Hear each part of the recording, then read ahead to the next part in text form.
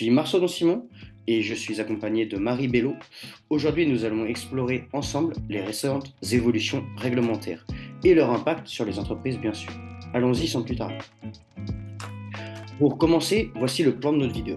Nous débuterons par une introduction générale sur le sujet. Ensuite, nous aborderons les différentes réglementations sur les droits humains suivies des réglementations environnementales. Nous discuterons ensuite des implications concrètes pour les entreprises avant de conclure notre présentation. Préparez-vous pour une exploration détaillée de ces nouvelles exigences réglementaires. Passons maintenant aux réglementations sur les droits humains. La directive sur la durabilité des entreprises, également connue sous l'acronyme CSDDD, vise principalement à prévenir la violation des droits humains.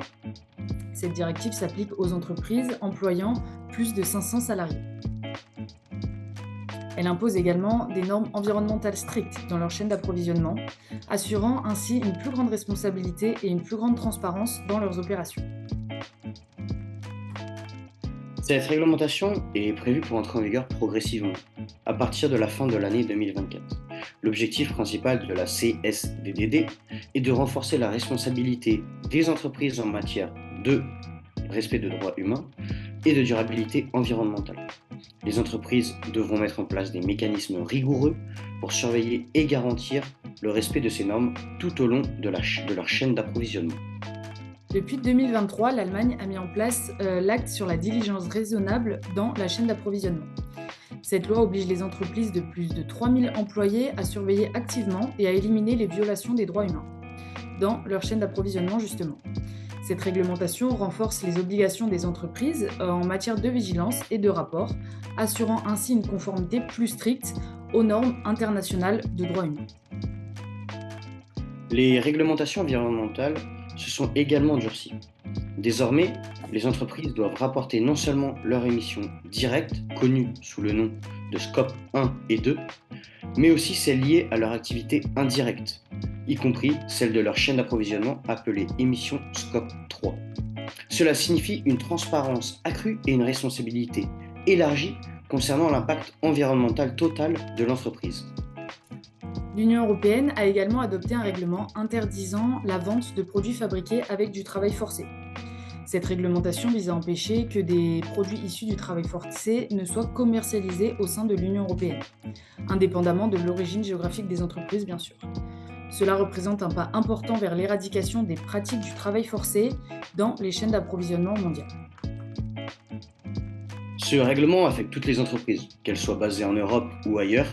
Les entreprises doivent maintenant prouver que leurs produits ne sont pas issus de travail forcé, ce qui impose des contrôles rigoureux forcément et une transparence totale tout au long de la chaîne d'approvisionnement. Les implications pour les entreprises sont donc significatives.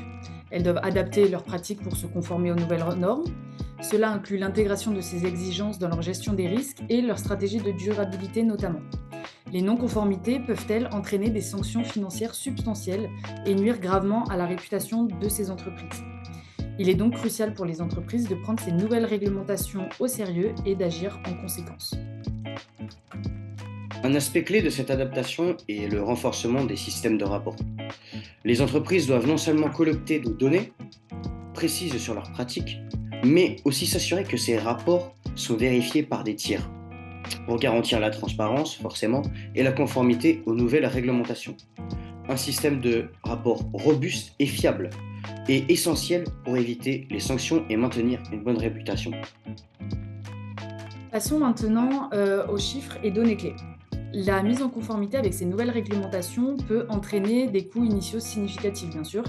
Les entreprises doivent investir dans des systèmes de conformité et ces coûts peuvent varier largement en fonction de la taille de l'entreprise et de la complexité de sa chaîne d'approvisionnement, justement. Il est donc important de prévoir ces dépenses et de les intégrer dans la planification financière de l'entreprise. Les régulations sur les émissions Scope 3 pourraient influencer jusqu'à 30% des émissions totales des entreprises, mettant en lumière l'importance de stratégies de réduction concrètes pour réduire leurs émissions et se conformer aux nouvelles exigences réglementaires.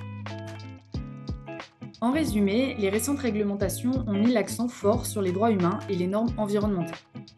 Les grandes entreprises de l'Union européenne doivent désormais prévenir les violations des droits humains. et rapporter bien sûr leurs émissions indirectes, notamment celles liées à leur chaîne d'approvisionnement. Ces nouvelles exigences peuvent entraîner des coûts initiaux très élevés, mais elles sont cruciales pour assurer la durabilité et la responsabilité de ces entreprises. Les entreprises doivent adopter de nouvelles stratégies pour se conformer à ces réglementations, éviter les sanctions et maintenir leur réputation sur le marché. Voilà, vous savez tout pour les réglementations en logistique et en chaîne d'approvisionnement. Merci d'avoir suivi cette vidéo. Dans notre prochaine vidéo, nous aborderons la logistique des grands événements sportifs, en particulier les défis logistiques des Jeux Olympiques 2024. Nous espérons que vous serez nombreux à nous rejoindre pour cette prochaine aventure. À bientôt. Merci. Merci, au revoir.